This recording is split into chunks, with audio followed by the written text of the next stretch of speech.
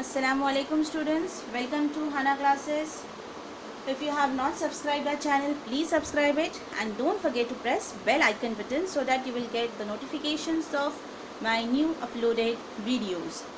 Now let's continue with our new chapter, that is which chapter we have seen till the second chapter of science 1, that is the classification of periodic classification of elements. Okay, so continue with that chapter, periodic classification of elements.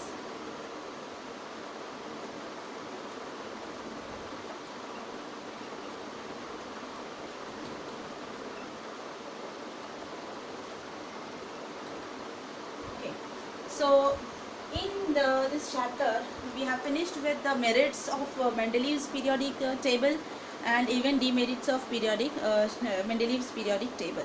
Next part is see, after demerits of Mendeleev's periodic table there is confusion. See, जब उन्होंने बनाया periodic table तो वो according to atomic mass था. जो Mendeleev's ने periodic table बनाया है वो अकॉर्डिंग टू एटॉमिक मास था. मतलब अकॉर्डिंग टू एटॉमिक मास मतलब increasing order of atomic mass. तो जो एलिमेंट्स होते थे उनकी इंक्रीजिंग ऑर्डर में उन्होंने एटॉमिक मासेस की इंक्रीजिंग ऑर्डर में एलिमेंट्स को अरेंज किया था. उसमें बहुत सारे डिफ़िकल्टीज आए जो कि हमने डीमेरिट्स के अंदर देखे हैं. उसके बाद जो कंसेप्ट आया वो था एटॉमिक नंबर का. उसके बाद का जो कंसेप्ट है वो है एटॉमिक नंबर. और ये एटॉमिक नंबर का जो कंसेप्ट है ये हेनरी मोज़ले नाम के जो साइंटिस्ट थे उन्होंने ये इसका डेमोन्स्ट्रेशन किया बाय एक्सरे ट्यूब्स के ज़रिए से. उन्होंने यहाँ पर एक्सपेरिमेंट किया and he concluded that there is a presence of atomic number. और जो कि फंडामेंटल प्रॉपर्टी है, बेस्ट वे है इन प्लेस ऑफ एटॉमिक मास.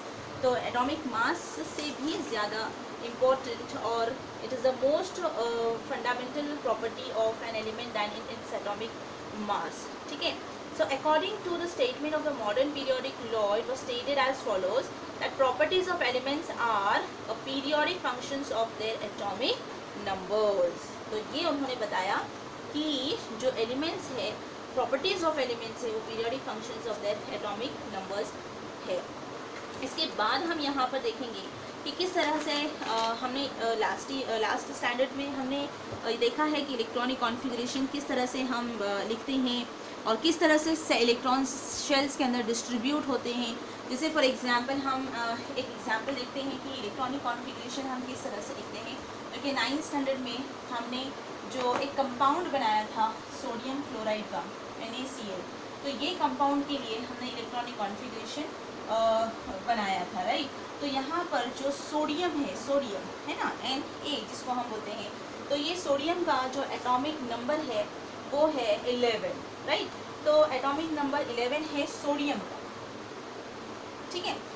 और जो एटॉमिक नंबर है क्लोरीन का, वो एटॉमिक नंबर क्लोरीन का 17 है. तो इसके अकॉर्डिंगली हमने क्या किया था कि इलेक्ट्रॉनिक कॉन्फ़िगरेशन बनाई थी और डिस्ट्रीब्यूशन किया था इलेक्ट्रॉन्स का टू द शेल्स. तो सबसे पहले हमने जो फर्स्ट शेल लिया था सोडियम के लिए, पहले शेल के अंदर कभी भी 2 इलेक्ट्रॉन्स बैठ सकते हैं. तो यानी कि कैपेसिटी सिर्फ 2 इलेक्ट्रॉन्स की ही होती है, हाँ, फर्स्ट शेल के अंदर. उसी तरह अभी 2 इलेक्ट्रॉन्स 11 में से 2 इलेक्ट्रॉन्स तो बैठ गए. नेक्स्ट शेल हम लेते हैं. नेक्स्ट शेल के अंदर 8 इलेक्ट्रॉन्स की कैपेसिटी है, 2, 4, 6 and 8. Now it is total 10. 8 and 2 10. अब बच गया एक सोडियम के लिए, एक इलेक्ट्रॉन बच गया. तो उसके लिए हमको न्यू शेल लेना पड़ेगा और हमने यहाँ पर एक इलेक्ट्रॉन बना दिया. तो इस तरह से ये सोडियम का इलेक्ट्रॉनिक कॉन्फ़िगरेशन के लिए एक जैसे कि हमने एक सिंबल उसका बनाया, एक डायग्राम बनाया है. इसे कॉन्फ़िगरेशन इस तरह से लिखते हैं, 2 फर्स्ट वाले में, 8 सेकेंड वाले में और थर्ड में 1. So this is the electronic configuration of sodium, right? Similarly, we have seen the electronic configuration of chlorine. So chlorine के 17 इलेक्ट्रॉन्स है. सबसे पहले शेल के अंदर 2 बैठ जाएंगे इजीली, 2 ही बिठाने हैं, ज़्यादा नहीं बिठाने हैं. उसके बाद हमको बिठाने हैं 8. तो ये 2, 4, 6 and 8 8 एंड 2 10 हो जाएंगे, और जो लास्ट वाला शेल है इसमें कितने बैठेंगे, 7 बैठेंगे। 8 की कैपेसिटी है, लेकिन अभी यहाँ पर हमारे पास सिर्फ 7 है जो कि 8 से कम है, तो हम इस तरह से बिठा सकते हैं। तो ये हो गया क्लोरीन का डायग्राम, लेकिन कॉन्फ़िगरेशन उसकी इस तरह से होगी 2 8 7। Understood.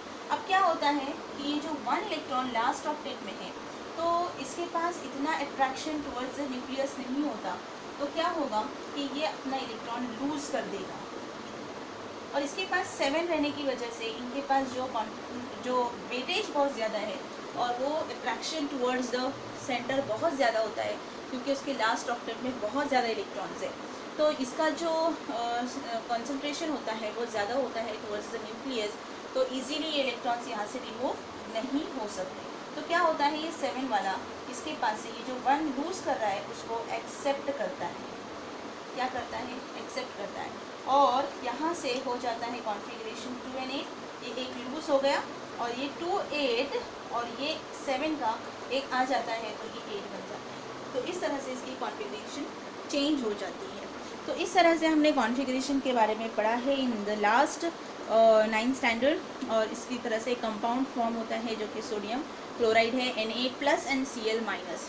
Since this Na is losing 1 electron, so positive charge आएगा, और chlorine is accepting the electron, इसलिए उसके पास नेगेटिव चार्ज आएगा। जो लूज करता है इलेक्ट्रॉन, जो देता है मीन्स अच्छा काम करता है, किसी को हेल्प करना, ये that is the good thing, right. So उसको पॉजिटिव चार्ज मिलेगा, राइट।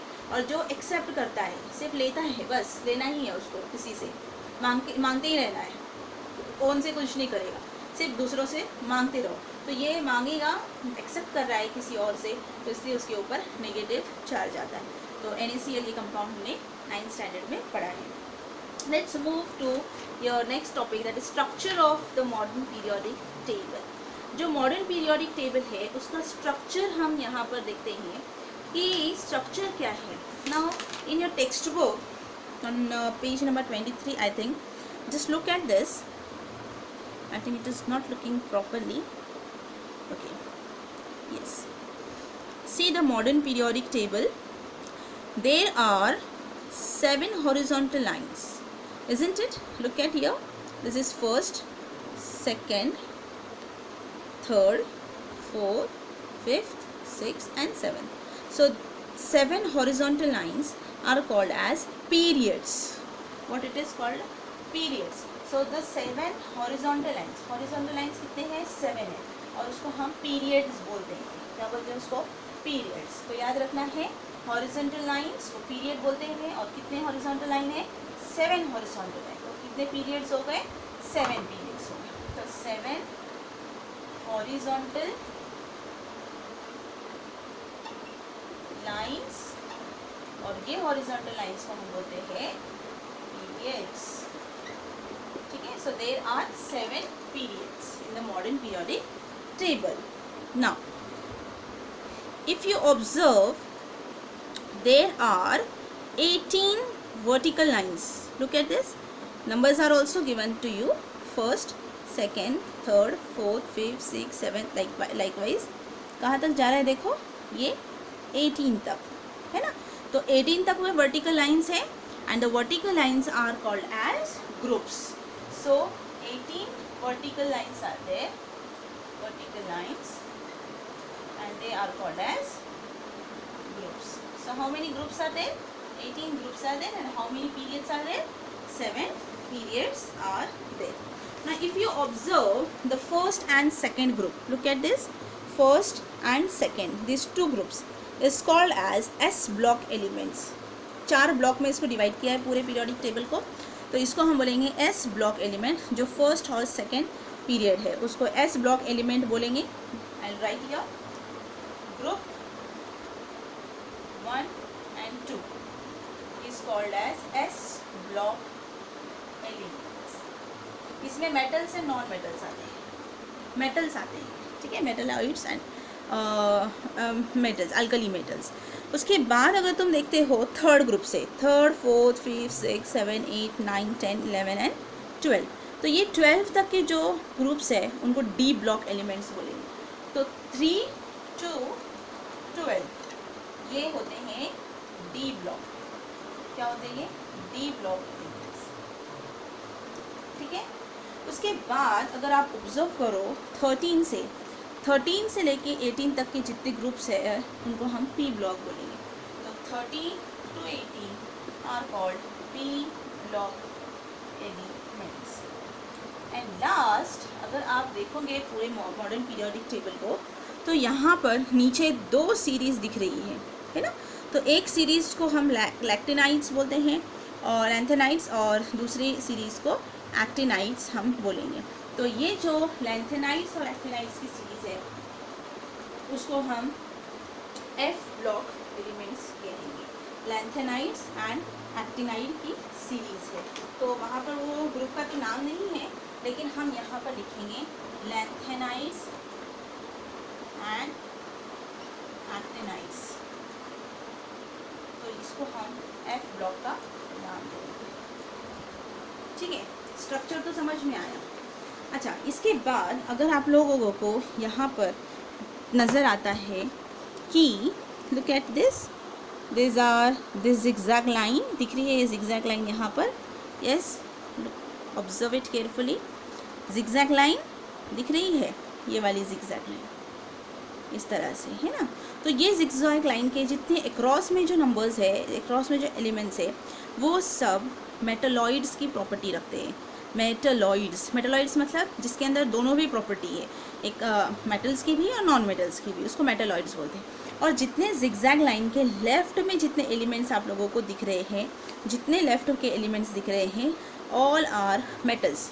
और जितने भी zigzag के राइट में दिख रहे हैं, कार्बन, नाइट्रोजन, ये सब जितने दिख रहे हैं वो सब ही नॉन मेटल्स कहलाते हैं। ठीक है, अंडरस्टूड। तो इस तरह से हमको पीरियोडिक टेबल को पढ़ना है कि इसके अंदर किस तरह से डिस्ट्रीब्यूट किया है, कि किस तरह से कितने उसके अंदर पीरियड्स होते हैं। इस तरह 7 periods, 18 groups. S block elements किसको बोल देंगे? जिसके अंदर first and second group include है, उसको एस ब्लॉक बोलेंगे। थर्ड और से लेके 12 तक जितने एलिमेंट्स हैं, वो ग्रुप्स है, उसको डी ब्लॉक एलिमेंट्स। 13 से 18 तक के पी ब्लॉक, और जो लैंथेनाइट्स और एक्टिनाइट्स है उनको एफ ब्लॉक में इंक्लूड किया गया है। एक जो ग्रुप है उसके बारे में हम यहाँ पर देखते हैं, जो कि 18 नंबर का ग्रुप है, जिसमें if you observe the last octet of the element is completely field. देखो किस तरह से यहाँ पर कम्प्लीटली फिल्ड है। जैसे कि अगर हम देखते हैं कि सेकेंड, जिसका एटॉमिक नंबर है 2, ऐसा एलिमेंट जिसका एटॉमिक नंबर 2 है, वो कौन है? वो है हीलियम। तो हाइड्रोजन और उसके बाद हीलियम, राइट। तो हीलियम का एटॉमिक नंबर 2 है, तो इसकी कॉन्फ़िगरेशन क्या होगी? एक ही इसके अंदर शेल बनेगा और 2 इलेक्ट्रॉन्स कंप्लीट हो जाएंगे, यानी कि इसकी कॉन्फ़िगरेशन 2 ही आएगी। ठीक है। उसके बाद हम देखते हैं नियॉन है, नियॉन, उसका एटॉमिक नंबर है 10, और इसकी कॉन्फ़िगरेशन देखो ना, इस तरह से बनती है। पहले में 2 और फिर बाकी में कितने बचे? 8, और दूसरे शेल में 8 ही होते हैं। कम्प्लीटली फिल्ड है, इसको किसी की ज़रूरत नहीं है, वो किसी को देगा भी नहीं अपना इलेक्ट्रॉन, ना किसी से एक्सेप्ट करेगा। Completely field. तो ये इस तरह के जो इलेक्ट्रॉन्स होते हैं जिनका लास्ट ऑक्टेट कम्प्लीटली फिल्ड होता है, लास्ट ऑक्टेट और शेल इज कम्प्लीटली फिल्ड, उसको हम नोबल गैस और ज़ीरो ग्रुप एलिमेंट्स बोलेंगे। और उसको कहाँ पे रखा है? उसको 18th ग्रुप में रखा है, 18 नंबर। ठीक है। तो ऐसे ही सभी हैं, 2 है, 10 है एटॉमिक नंबर, उसके बाद 18 है आई थिंक, और इस तरह के जितने एटॉमिक नंबर है जिसका लास्ट शेल कम्प्लीटली फिल होता है, उसको ज़ीरो ग्रुप नोबल गैसेस इस तरह से बोलते हैं, जिसके लिए एक स्पेशल ग्रुप दिया गया है 18 का, जो कि मेंडलीव ने बताया था कि जब नोबल गैसेस आए, इंट्रोड्यूस हो गए, तो उस वक्त उसके लिए कोई ख़ास प्लेस नहीं थी, कोई पर्टिकुलर प्लेस नहीं थी, तो मेंडलीव ने उसको एक ख़ास जगह दिया है और उसको वो 18 ग्रुप में उन्होंने रखा था। So I think this is regarding what is the structure of Mendeleev's modern periodic law, modern periodic table. Okay, so you remember the number of periods, number of groups, और किसको एस ब्लॉक बोलते हैं, कौन से group F block में आते हैं, D block में कौन से ग्रुप्स आते हैं, 18 ग्रुप्स के एलिमेंट्स को क्या बोलते हैं, और एंड इवन 7th वाला जो 17 नंबर का जो ग्रुप है उसको भी बोलते हैं हैलोजेंस का, हम उसको बाद में देखेंगे। तो इस तरह से आप लोगों को याद रखना है, डीमेरिट्स भी अच्छे से पढ़ो, मेरिट्स भी अच्छी तरह से पढ़ो, और रिवाइज़ करो इस चैप्टर को अच्छी तरह से। एंड अगर आप लोगों को मेरा वीडियो पसंद आया है तो प्लीज़ लाइक एंड शेयर कीजिए। Thank you very much and best of luck.